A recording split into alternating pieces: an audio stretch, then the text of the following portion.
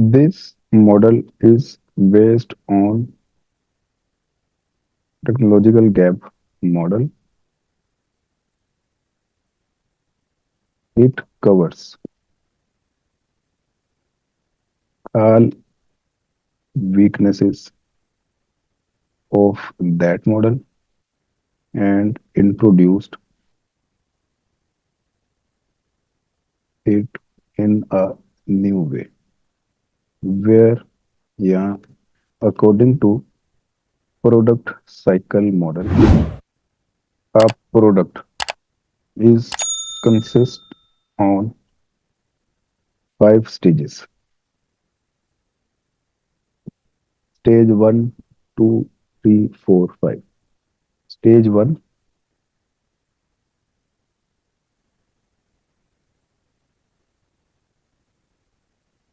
या phase one 5 phases से गुजरती है, बेसिकली फेज वन कहते हैं।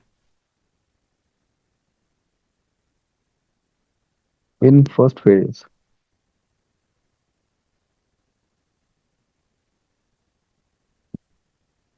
Developed nation introduces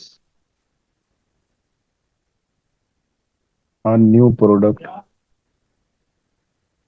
in the market, या इन द लोकल मार्केट कर लें। ये स्टेज टू, उसने सबसे पहले इंट्रोड्यूस की, और स्टेज टू में क्या हुआ, वो मुल्क अपने ही मुल्क में उसको बना भी रहा है, कंज्यूम भी कर रहा है। Product is mature inside the nation and developed nation starts to export it in international market। ठीक है। स्टेज थ्री, अब इसमें डेवलप्ड नेशन वो इंटरनेशनल मार्केट में लाइसेंस दे देता है इस प्रोडक्ट को तैयार करने के, जिसकी वजह से जो दूसरे छोटे बड़े ममालिक हैं इसकी कॉपी तैयार करना शुरू कर देते हैं। इतनी देर में ये प्रोडक्ट स्टैंडर्डाइज्ड हो चुकी होती है। The product becomes standardized in the nation, developed nation issues license to developing या imitating nations to produce it। Stage 4,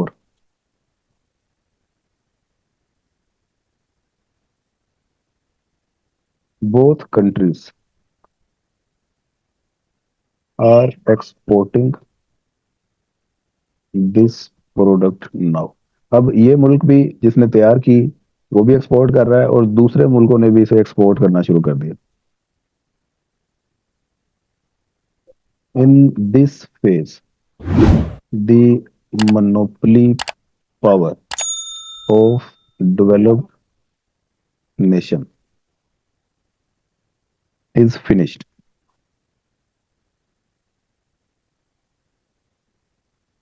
That's why it shifts its resources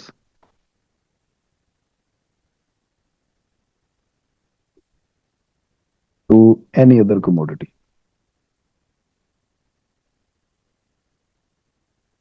stage 4 हो गई, और लास्ट स्टेज,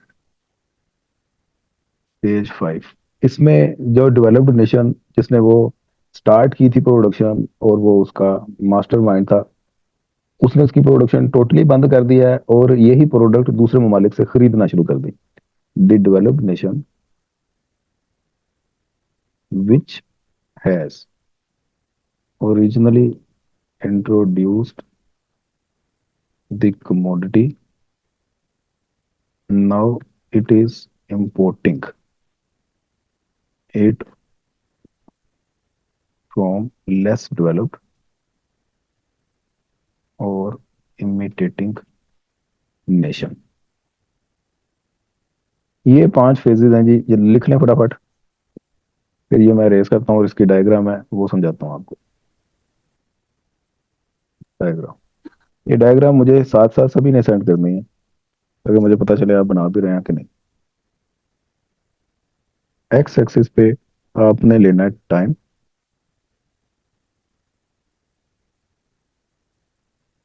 वाई एक्सिस पे आपने लेनी है क्वांटिटी।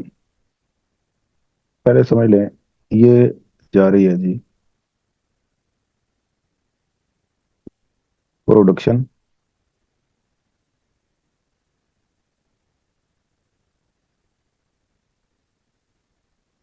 और ये जा रही है कंजम्पशन।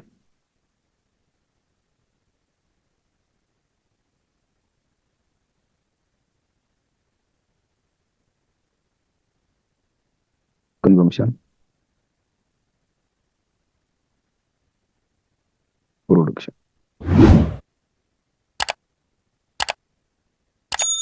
ये किसकी है जी? इनोवेटिंग नेशन की। और ये वाला फेज आपको दरमियान वाला ये नजर आ रहा होगा, प्रोडक्शन ऊपर है कंजम्पशन नीचे है, इसका मतलब है ये एक्सपोर्ट है सारी। और ये पोर्शन नजर आ रहा होगा जिसमें कंजम्पशन ऊपर निकल गया और प्रोडक्शन नीचे है, इसका मतलब है ये इंपोर्ट है सारी। समझे बात? जी। अब यहाँ पे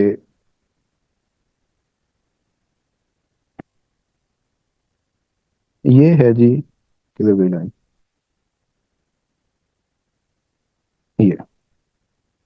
ये स्टेज वन है।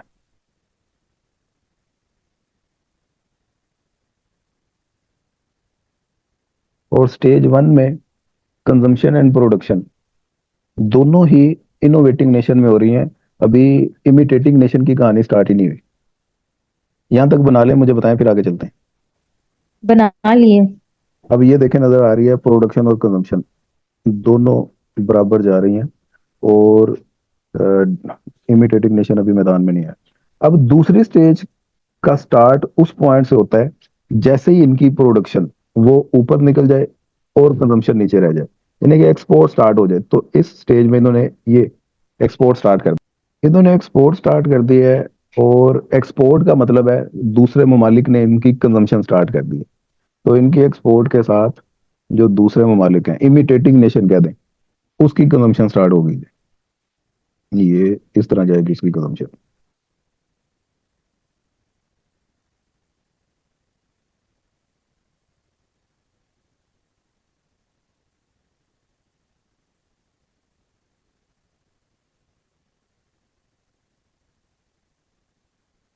ये होगी स्टेज टू।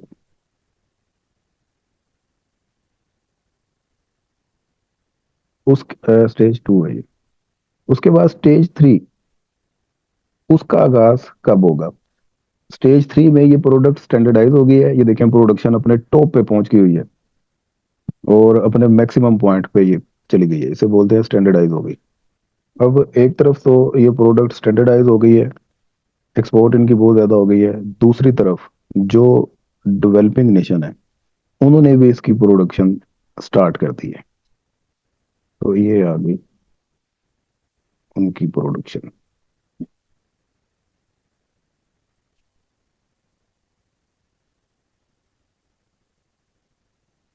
तो ये प्रोडक्शन एंड कंजम्पशन, ये है इमिटेटिंग नेशन। अब इसके बाद स्टेज फोर है। स्टेज फोर में क्या हुआ भला? स्टेज फोर में जो इनोवेटिंग नेशन है, उसने इसकी प्रोडक्शन कम करना शुरू की। अब इनोवेटिंग ने काम करना शुरू की, तो दूसरी तरफ इमिटेटिंग नेशन जो सा है, उसने इसकी प्रोडक्शन ज्यादा करना शुरू की। उसकी एक्सपोर्ट में इजाफा होता जा रहा है, इसकी एक्सपोर्ट में कमी आती जा रही है।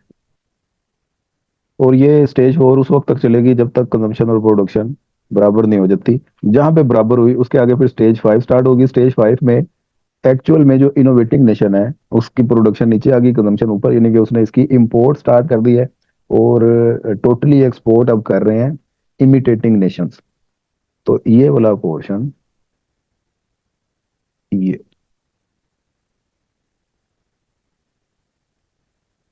एक्सपोर्ट्स, और इधर ये वाला पोर्शन, ये एक्सपोर्ट्स।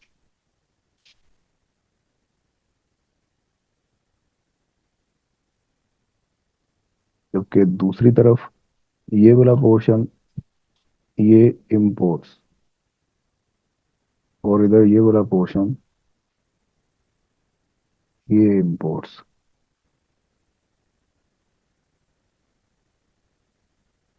अब ये डायग्राम कंप्लीट है। अच्छा जी, ये बना लिया तो रेस कर दूं और बुक ओपन करें। जी बना लिए। ये वही डायग्राम है, इधर इन्होंने बनाई हुई है, स्टेज 1 2 3 4 5। इधर से देख लीजिएगा इसको। और ये आ गया trade based on dynamic technical difference, technological gap and product cycle model. ऊपर थोड़ी सी इन्होंने वजाहत उसकी टेक्नोलॉजिकल गैप की हुई है। उसके बाद तीसरे पैराग्राफ से प्रोडक्ट साइकिल मॉडल स्टार्ट हो जाता है।